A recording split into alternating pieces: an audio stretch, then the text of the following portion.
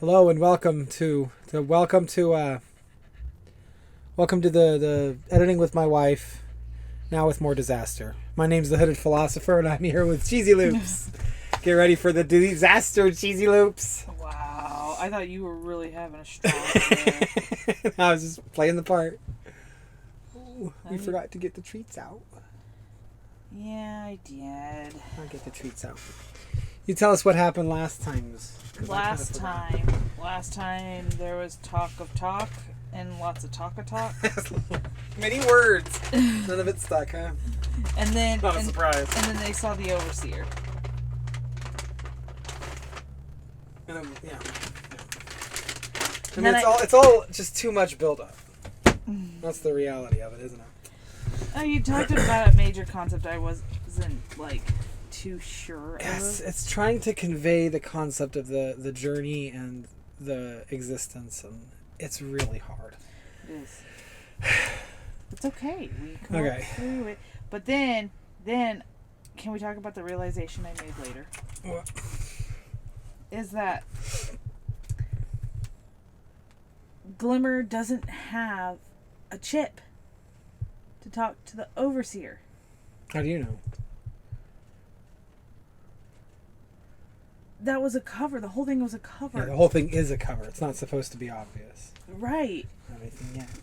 And it clicked in my head yesterday after we were recording. Yeah, I this whole thing is all bullshit.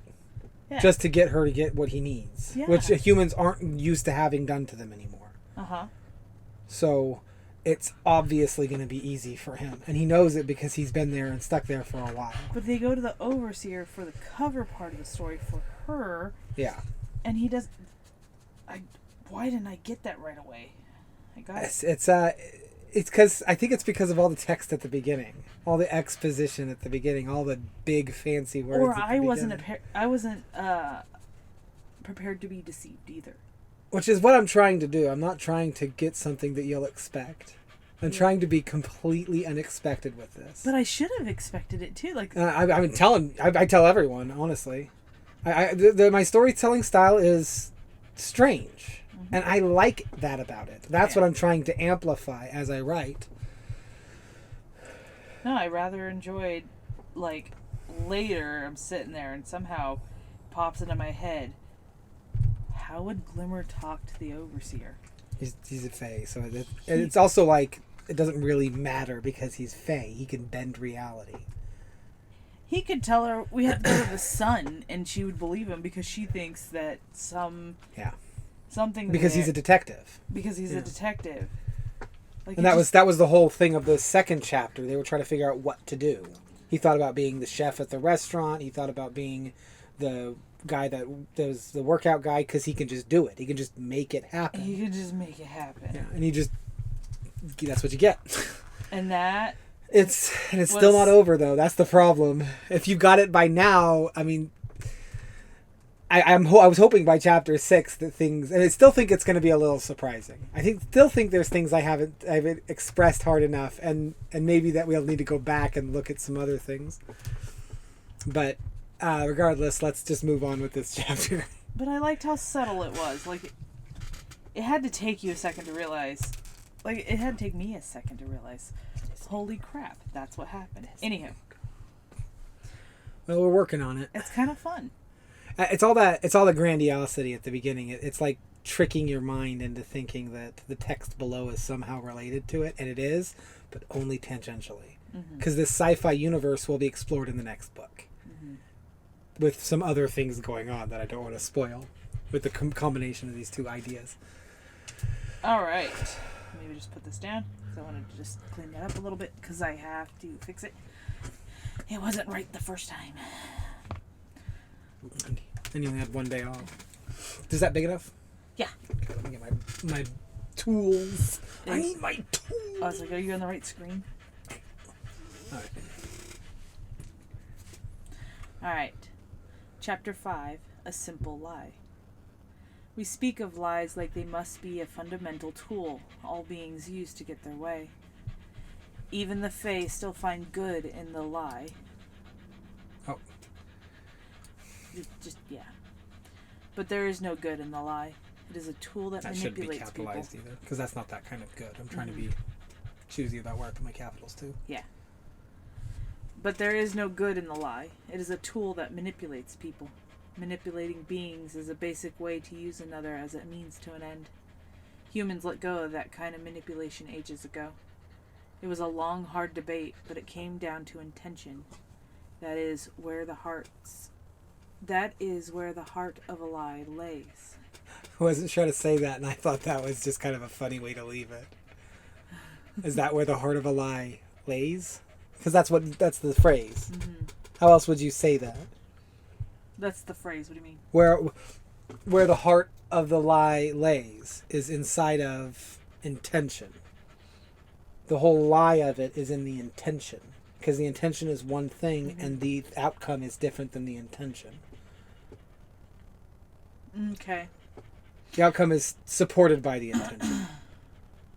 Yeah, it's supported. That's why it's the heart of it. It's like the most important thing. The fundamental thing about any evil is intention.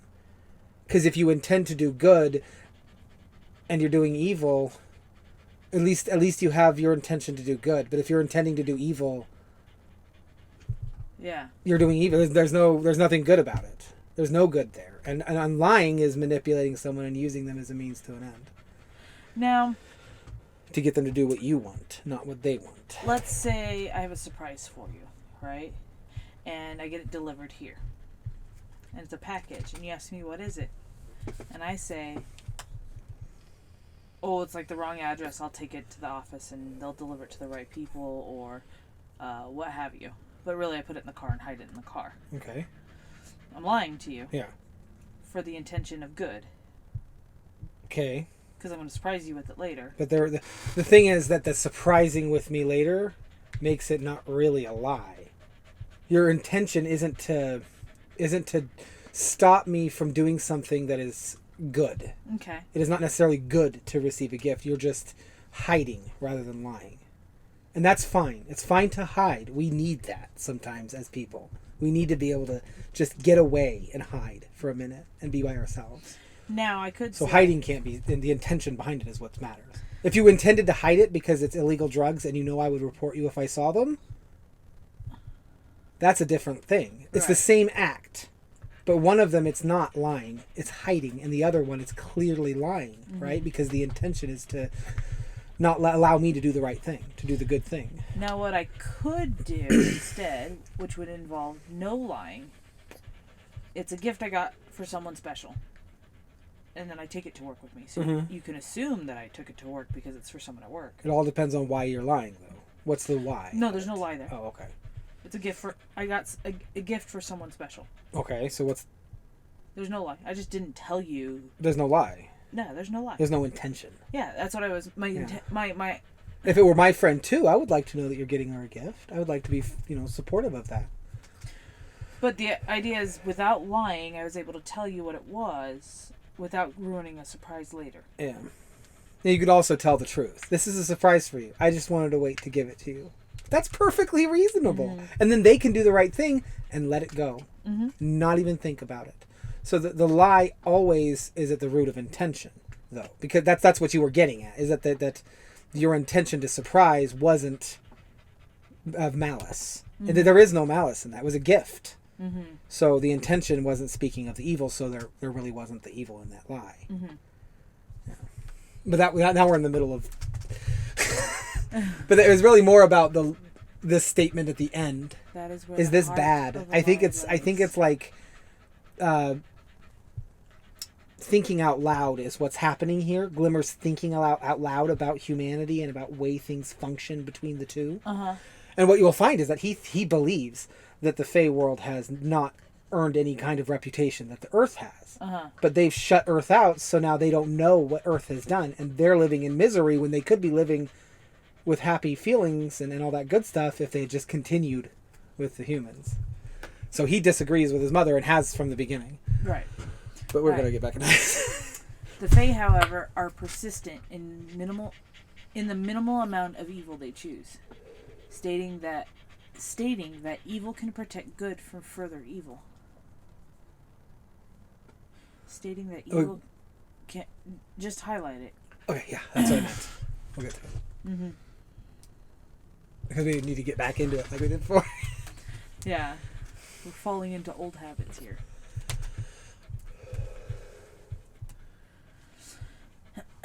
They say good and evil require balance. One would think they could learn from their younger sibling, the humans, but they are set in their ways. In the first Fae era, some Fae made their way to a new habitable planet in the next galaxy over. It had not been inhabited at that time, so they made a colony, and it flourished for ages. In the second age, the human animal entered the picture. When they first showed up, the Fae were I understand. It's a big sentence. It probably needs something there, but it's got a good point. It's not that. It's my eye itches really bad, and I'm blinking, and it's causing it to itch more, and I have clay on my hands. You want the alcohol? No! I mean, you can get it off your hands, and then it'll dry off, and you won't have the alcohol as much on your hands. It's okay. It's okay. Why are you breaking things? I was closing your clay. Is it technically closed? Yeah, I was closing. That was the latching. The latch is latched, but I can still access the clay. It's not closed. Okay. Over here. Dang. So when? Or, go ahead. When? The sentence. When. Oh. You didn't finish it. When they first showed up, the Fae were as unconcerned about them as they were of the lions of the Serengeti. They explored the world growing with the humans. In the third era, the Fae taught humans of consciousness. What is that? Conscience. Conscience. Sorry. So I was close. Conscience. I know. That's why it's like my brain's... The idea of morality in your head. That thing that says right and wrong. They gave the humans morals. They were trying to teach the human world the most important lesson that took a couple thousand years to learn. Killing must be the wrong thing to choose. Glimmer knew of the evil he placed into the universe. He knew exactly what he was doing. He knew that his home galaxy would help him change the minds of the Fae that grew up around Earth. Glimmer opened the door to the transport. It was going to take them to an exit point. Highlight that, please. The place where they could travel over 2 light years in the blink of an eye. That's what an exit point is. It's fine. She got into the transport, where... an exit point. Go ahead. There were several places to sit and a place to stand. The car moved unbeknownst to them. They sat in awkward silence as the vehicle made the trip, until Eleanor pulled something out of her pocket, fiddling it, her nerves popping out of her. Small ethereal spikes came out of her aura. To other humans it was harmless, but for the Fae it could be quite dangerous. What's that? He pointed to the thing in her hands. My brother was a bioengineer. He held the object aloft for him to see. It was a small white card, a transparent film in the center. He said he found a way to see others' aura. This caught Glimmer off guard. She was looking at the card as she spoke. He had tuned it to his DNA before he got away for whatever he did. Before he got put away for whatever he did. She handed it to him. When he took it, what? He's a guard. Oh. Where is that? Right. He had tuned it to his DNA. Up. Right there. Right Okay. there. He didn't get put away. I changed that in the first chapter. I forgot to change it in this one. Sorry. Well, that's why we reread it. She handed it to him. When he took it, he could feel the Fae influence. It reached for him. It wasn't working before, but it was now. When Glimmer looked through it, he saw no change. It didn't look like anything happened. After giving it a thorough inspection, he handed it back. She sat, her mouth agape. What did you do? It was his turn to look confused. What do you mean? It's working. I mean, I'm seeing things through it. You look different. If she could turn it on herself at this moment, she would see what Glimmer was seeing. Her excitement was showing itself in a gently pulsating glow. Weird. I'm not sure what I did. I just touched it. He held his hands up. Well, whatever you did, it's working. I can see this aura around you. It's kind of like an inky liquid. Quite mysterious. Perfect for a detective, she smirked. The doors opened, signifying their arrival at their desired location. It was a massive structure made of speckled stone. Assorted beings were coming in and out of the building.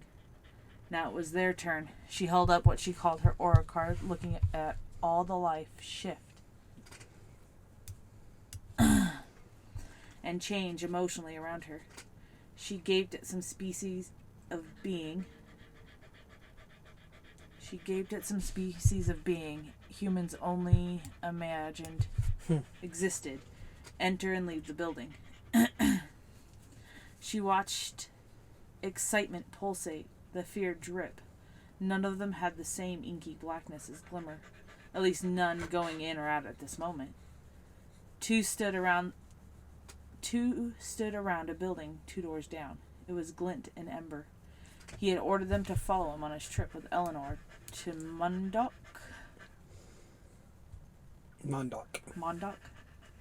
It's on a planet in the Andromeda Galaxy, in the Beta Quadrant. It kind of sounds like Moondoc, but with less ooze.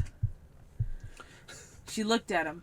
Why does it no one show the same aura as you? She asked a little too observantly. Probably a feature on my training as a detective. The Institute taught us well to depress our emotional state, so as to avoid allowing it into the case we were working on. He lied yet again. They walked into the room and went into a simple lie. They walked into the room and went to a desk. Glimmer showed his badge to the attendant, a quadruped with an alien face that oozed boredom. Oh, yeah. Saying, we need to get to the planet Mondoc in Andromeda. The city is... He paused to look at his notes. Clip. He looked to Eleanor. Have you been to Mondoc? She shook her head. I've never been out of my solar system, much less another galaxy. Her naivety made him turn back to the attendant. We may need a sick bag. He retrieved it from a box the alien pushed through the glass. She walked next to Glimmer, curls bouncing as her heels clicked on the marble floor. Could you please inform me of what's going on again? Someone has stolen my grandmother's necklace, then slipped off to the nearest galaxy. To sell it? He stopped. You know, when you say it like that, it does sound kind of like... Ooh. You know, when you say it like that, it does sound like a farce. He was staring into her eyes. What's so special about your grandmother's necklace? She was unaware of what to say. Their eyes were locked. If Eleanor slipped out her card and saw herself, she would see what Glimmer was smiling at. It's not capitalized. The bright... It's a name! I missed the name! Go ahead. The bright spikes of golden light were stretching out in his direction, telling him that it was working. She was falling in love with him. He denied her, choosing not to return the feeling. She believed he was a detective, and for the sake of all Fae everywhere, it needed to stay that way. He continued walking. She started walking with him again, saying, I don't know, it is 16 generations old. The ruby that sits in the center is quite large, and well, it is quite valuable. They got to a door.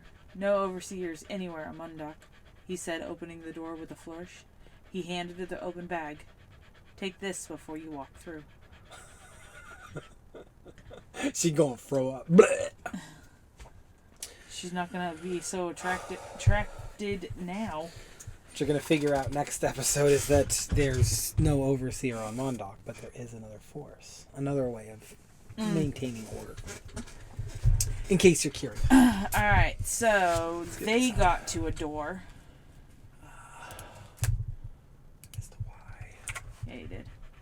No seers anywhere on Mondoc, he said, opening the door with a flourish. He handed her the open bag. Take this before you walk through. I don't know, it's 16 generations old. The ruby that sat in the center is quite large, and while it is quite valuable. Oh, is your O having issues too?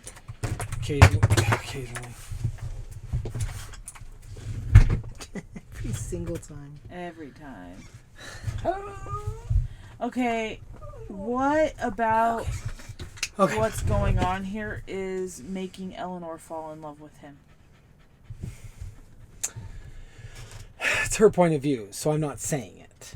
I know, but I want to. And she's intrigued by him. Okay, so it's not and just like it's. Oh, I love him, but it's like it's a little bit of that, but on purpose. This is the reality. They're not staying here, and Eleanor is not going to be Eleanor in a couple chapters. She's going to be Eleanor, the dragon of greed and power. Yeah. So, what was your question? I was trying to... What about this whole encounter so far is... Okay, so you say if Eleanor slipped out her card and saw herself, she's... The coffee shop is a meet cute, right? The whole siren thing. Yeah. That's a meet cute. So we start there. Okay, explain a meat cube, because I understand. It's when you take a steak and you cut it. No, into not a meat cube. A meet cute is when an instance for two lovers to meet for the first time, and it's everyone who has ever had a relationship with someone that they love has that meet cute, that romantic love. Okay. So this is their meet cute. It's the very first thing. It's this adorable little meeting of two little lovebirds meeting all of a sudden, and that's this fuse that he knows he's set. He's doing this intentionally. Yes. So that's kind of another thing. Another layer on top of it is she's manipulatable because humans have given up on manipulation. So he can do it as a fae, but the only reason he's doing it is to bring her to the fae world she's going to become someone kind of different. Right. Okay, that's fine and dandy. Okay. And you just don't, it's not believable is what you're saying. That from the meet cute to the detective story to the saving a grandmother's necklace, so to the overseer, to the discussion. Here's the thing. Okay, so these are the interactions she has. It's just the first beginnings of it, because the golden spike would have to reach out to touch the person in order to confirm the love. So he knows he's in the right direction. He's not there yet. Sorry, I didn't mean to interrupt you. That's fine. Whatever. Get your treat on, girl. So Eleanor's interactions with Glimmer are met in the coffee shop. He said some charming, cute things, which were charming, were cute. And then it may be a little bit creepy, but in the detective part, he's a security figure, and he comes in saying, if this is uncomfortable for you, instantly recognizing that he may have made her uncomfortable. But even that'll lower her guard even more. Yes, the coffee shop thing was a little creepy, but he says, yeah, I understand. Yeah. He backs off. Like and then he does it again when he sees her again. He does the right thing to manipulate her further. Yeah. Okay. For what he believes is good. And then he's helping her get her grandmother's necklace back. Would a detective really take the victim, with them on their investigation? In the future, yeah. I don't see any reason why not. It's not like a serious criminal investigation. Maybe they're going to find it, and then she could just find it. It's in the past, we wouldn't know where to look. They know where to look. They know exactly where to go, and if there was any trouble, she would just stay behind. Okay. But of course, Glimmer also knows all of this is a ruse. That Glint is the one who stole the necklace. Yeah. Okay, so then you have the next interaction she has with Glimmer is at her home, her crying about her grandmother's necklace being missing, and a detective walks up. She realizes it's the detective from the coffee shop. He's kind, cordial. He apologizes for the coffee shop incident. Says, if you want a different detective, I understand. Yeah. Okay. And then helps her with her problem and listens to her. And then starts taking her to places to go find her necklace. Okay. What start of falling in love are you seeing here? Just this? Just the start. The fact that all those things are something that she would find attractive. And he knows it. He knows all the right words. He knows these things because he needs this prophecy to become true. So he's been hunting her for ages. He knows everything about her. And it is very creepy at the start. But then when we get into the story, you realize it's all for something else, and that's the story. Right. Okay.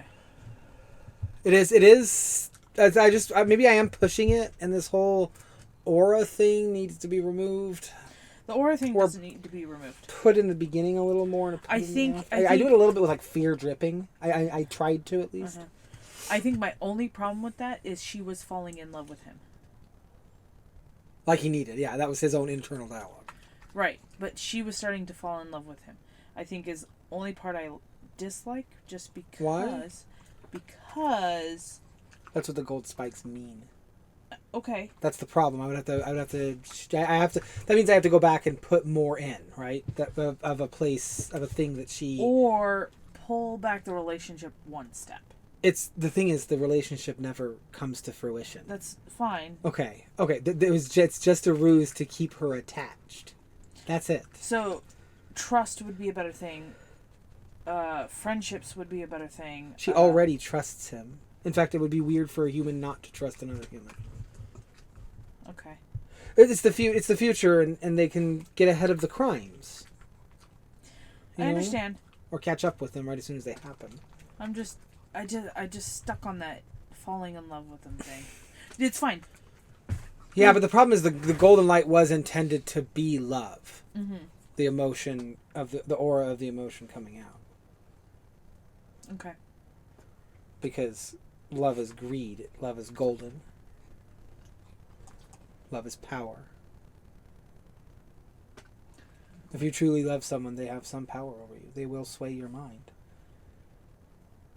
That's kind of what I'm getting at, and maybe I'm just not making it the point strong enough. Or the other thing is that which is what I'm trying to do in the next book. His manipulation is so soft and so gentle, but strong at the same time that it's speeding up that motion. It's focused, yeah.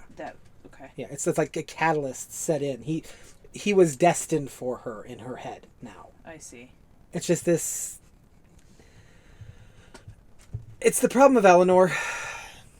Never got Eleanor right, I don't think. Okay. She's just kind of quiet and reserved too much. Okay. I think I'm really fixing this love thing in the next book. I think you're going to really see it in the next one better. Alright, he stopped. When you say it like that, it does sound like a farce. It's funny. It is a farce. It is. Mustache twirl. Okay, hold on. You said clicked here and I liked it. Oh, clicked. Yeah, but also do the right heels. That's like white mage heels, not shoe heels. Whoops.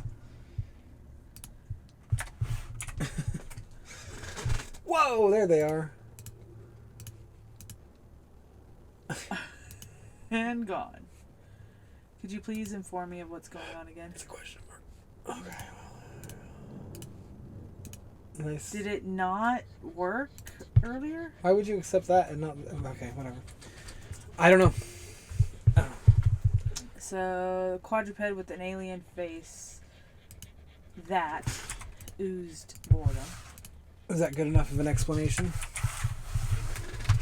With an alien face. No. Because, okay. I mean, I was just trying to avoid being too wordy. Because that'd be like really wordy to describe particulars about aliens. Yeah, but here, okay, it's I'm a trying quadruped. to keep it kind of vague. So it's...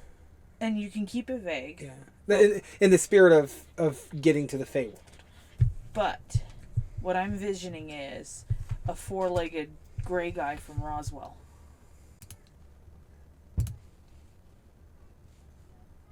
Okay. That's literally... That's fine. Literally what I see there. Okay. And the only thing I see there.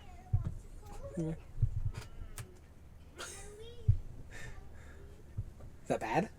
What? Like what you said, is that bad? It's not coming back. That's next book. If there's going to be more, it's going to be in the next book.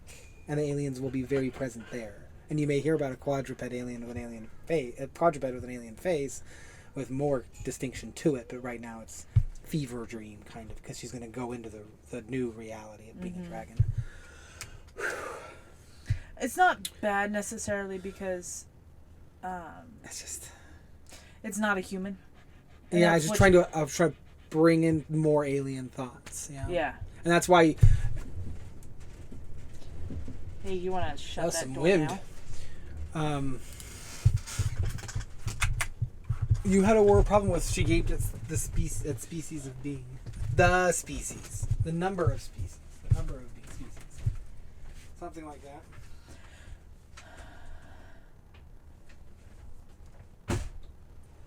Are you gonna... Yeah, I'm going to say what I'm going to say.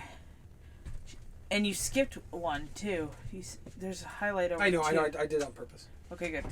She gaped at the species of being. It's like the number of. Like the different kinds. Or is it she gaped at the species of beings? Weird. I can't believe I didn't see that. That's why I highlighted it. It was beings. The two, that's all. Right. She gaped at two, I guess I could just say Ember and Glint. Or something like that. You already said it over there. I know, I'm going to see if I can... I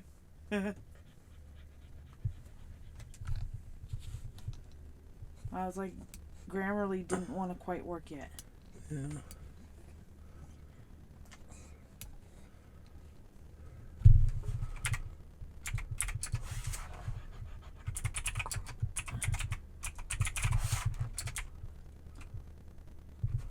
Get rid of it was. Yeah, I know.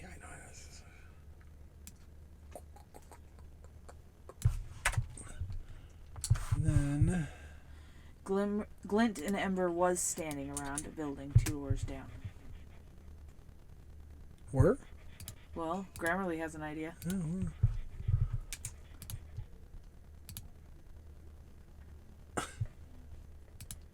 It's like it. Oh, I hate it. I hate that so much. What's wrong with kinda? It's kinda good. And you have prefect, not perfect. That's what Grammarly's telling you up there. I know, anyway, are we going to... assorted beings were coming in and out of the buildings. I know I did that, but then I say it again. Oh. You see the problem? Humanoids. Humanoids is fine. Oh, or assorted aliens. Assorted aliens. We can be considered aliens, too. Alright. You can do the Grammarly bit later. Yeah, I could. But.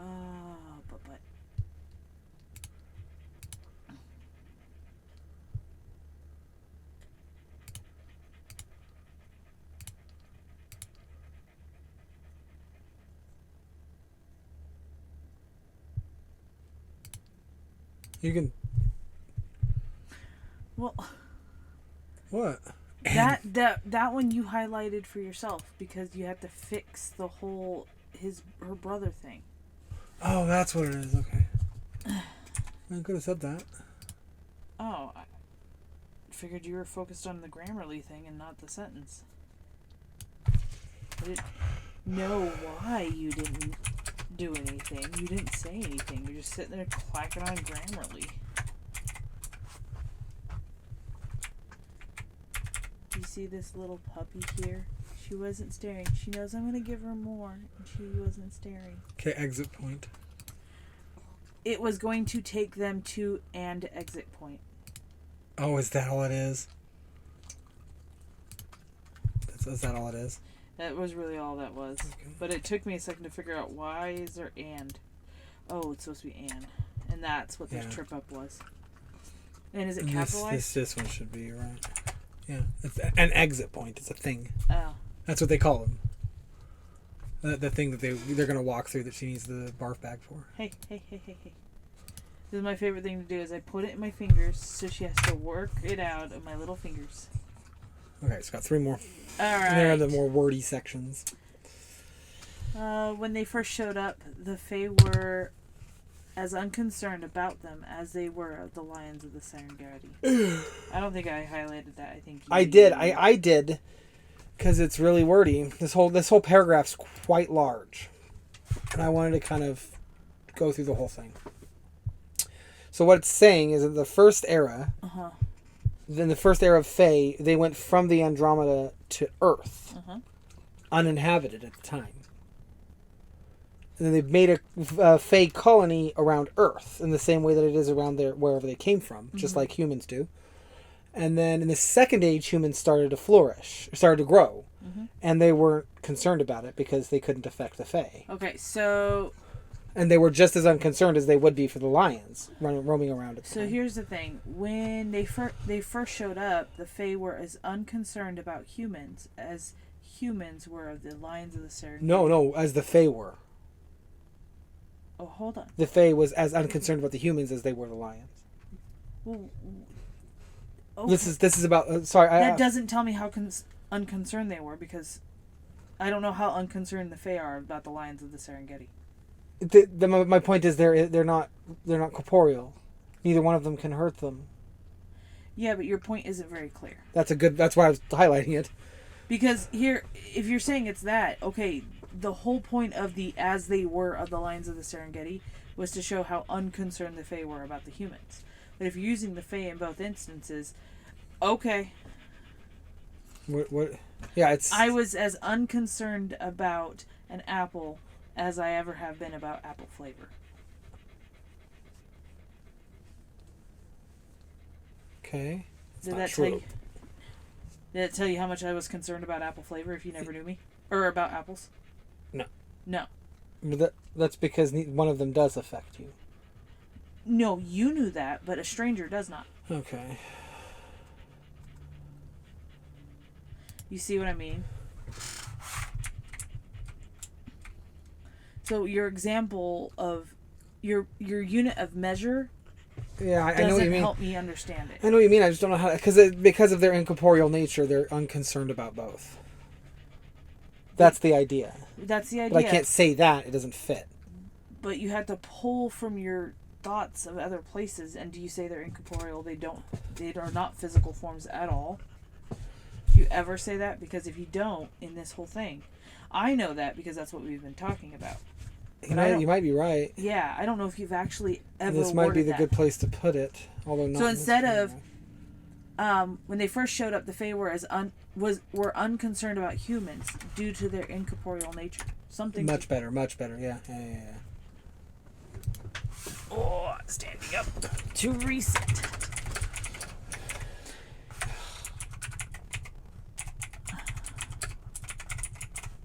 Okay, so delete the lines of the Serengeti. Yeah. Oh. And then you got to go back and change the other sentence. Yeah. So when they first showed up, the Fae were unconcerned about them. Just needed to get the... And I would change the second them to humans. What the they and then the humans over here. Okay. Yeah. So the humans after unconcerned about. It has been a while since I said that. Well, and it just... I wouldn't say the humans. I'd just say humans. Okay. Incorporeal nature. So now it says, when they first showed up, the Fae were unconcerned about humans due to their incorporeal nature. They explored the worlds growing with the humans. In the third era, the Fae taught the humans of conscience. They gave the humans and the human-animal morals. They were trying to teach the human world the most important lesson that took them a couple thousand years to learn. Killing must be the wrong thing to choose. Yeah, that is much better. Because when I originally read that, you kept saying they, them, so they, them is humans. Right. It is, yeah. So the humans were, the humans were concerned about... I got what you were saying. It was just hard to figure out what I was saying. I think they would be very concerned about the lines of the Serengeti. Okay, so let's get into the second paragraph, because this one was quite confusing. Stating that evil can protect good from further evil. So the humans in the first part say that all lying is bad. There's no good lie. That it's all in the intention, not the lie itself. All lying is bad. And the Fae are saying, well, if the lie is for good, like if the end result is good, then it must be acceptable. If you're not using anyone as a means to an end, it must be acceptable to lie, as long as you're not doing that. So there is some way of doing good through the lie. And that's why they are the way they are. They're stuck in that past of the humans believing that the lie must be necessary. The Fae, however, are persistent in the minimal amount of evil they choose, stating that evil can protect good from further evil. They say that good and evil require balance. So the humans say no balance anymore. They say that instead of balance, we have intention. I don't feel like I felt the need for that to be highlighted.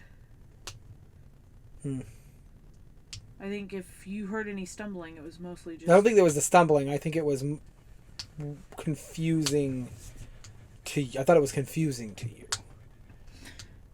I didn't know if you were getting my point when you read it. Because of the stumbling, I didn't know if you fully understood what I was saying. It's like the saying of the lesser of two evils. But the lesser of evil is still evil, yeah. Yeah. This is the idea of the lesser of two evils. And that's what that's what we've done for generations. And I may have been confused the first time around, but as I thought about it more, I think it clicked. Okay. Even the Fae still find good in the eye. It's not the true good. It's the lie good, the good lie. Okay. There is no good in the lie.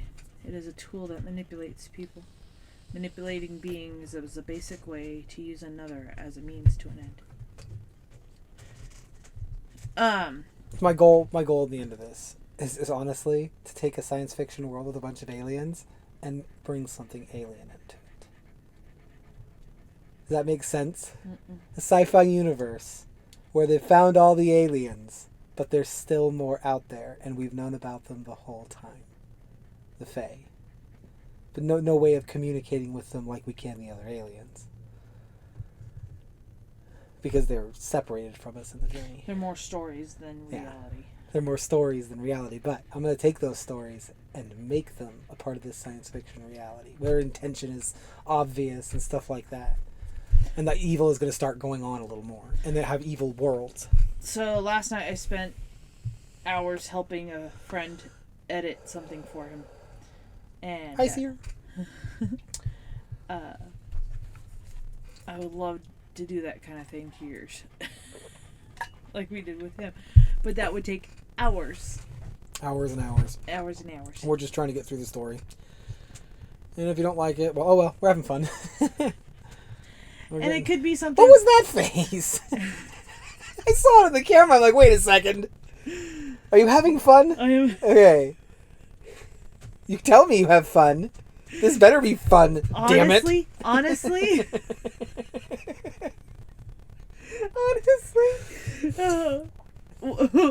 What you may be doing that we did not know this whole time is giving me stuff to practice a new skill I might pick up. I knew the whole time, babe. No, you did yes, not. That is why I started writing. Because you love reading. What's the new skill? Editing. Like proper. Which is funny. Which is word editing versus video editing. Or audio editing. Yeah. Which is what I want to do. What I normally do. Yeah.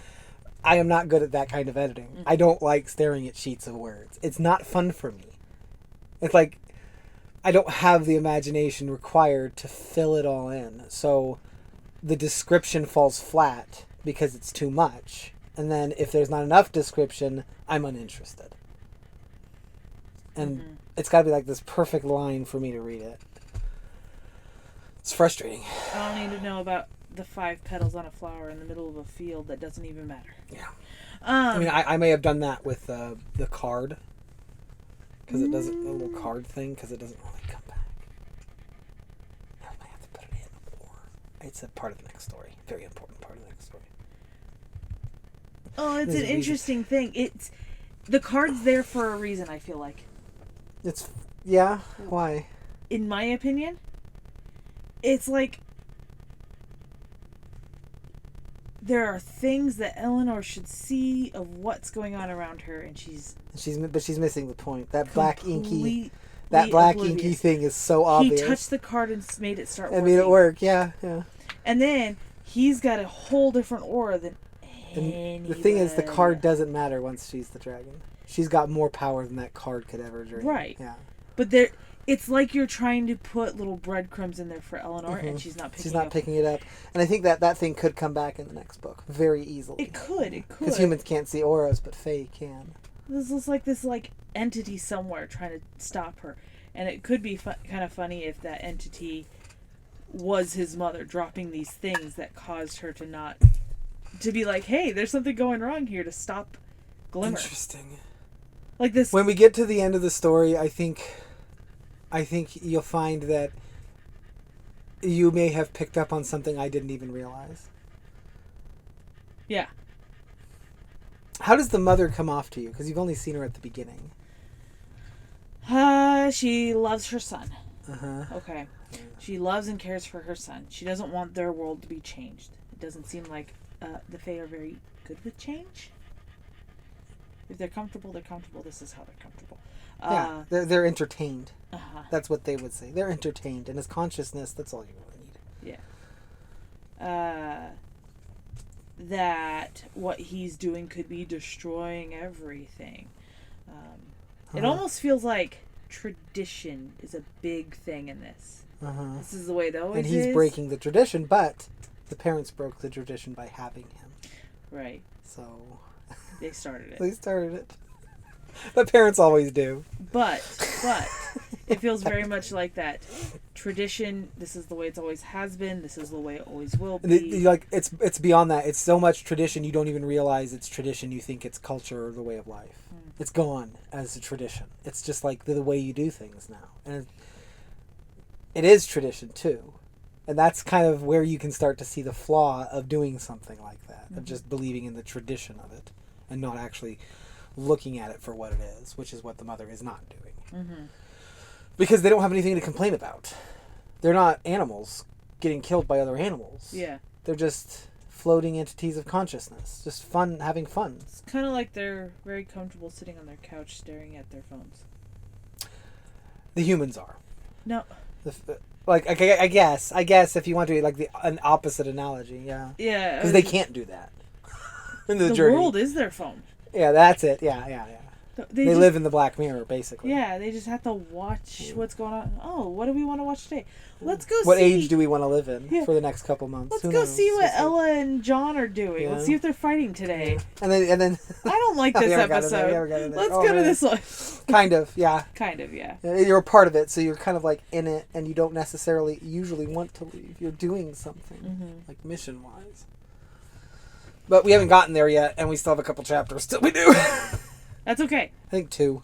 But think about that. That's something that she could do, is drop this thing that would just drop all these hints of like, there is something not right here. Yeah, stop him. Don't become the dragon. But see what he's doing. But and it's beyond that. You haven't... You have to wait just until... Yeah. Wait until that happens. Wait until it happens, until she becomes the dragon. Okay. There's so much that I want to say that I can't say, because you're right. I was dropping hints, but that easily could have been the mother, and I didn't think of that. Yeah. And when the mother's actions come up at the end of the story, you'll start to realize why she would have dropped hints rather than just overtly tried to stop them. Yeah. So but that would also mean that the mother had to find Eleanor before Glimmer did. Yeah. Or follow Glimmer until he found her. Well, no, because it was given to her by her brother. Oh, yeah. Before he went off. Which is fine, because she could have found Eleanor before. Because Glimmer's been doing this for a long time. Acting like her brother. Yeah. It could easily have been. Yeah. They can manipulate reality. they win on Earth. That is until the journey comes crashing in. All right. Thank you for watching. Have a good day. 50 minutes. Have a good day. Enjoy the 50 minutes. Bye. Hello and welcome to Putting My Face in Hair.